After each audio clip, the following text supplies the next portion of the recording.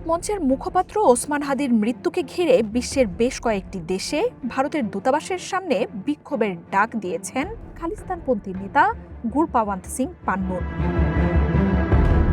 শিখস for justice নামের বিচ্ছিন্নতাবাদী সংগঠনের এই নেতা ওসমান হাদির মৃত্যুর জন্য ভারতকে দায়ী করেন। তিনি বলেন, ডক্টর মোহাম্মদ ইউনূসের অন্তর্বর্তী সরকারের বিরুদ্ধে বড় পরিকল্পনার অংশ এটি।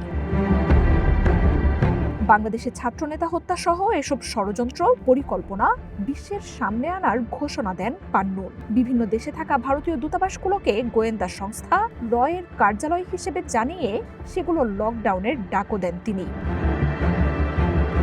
ওসমান হাদির হত্যার জন্য বাংলাদেশে ভারতীয় হাইকমিশনার প্রণয় ভার্মাকে দায় দেন এই নেতা।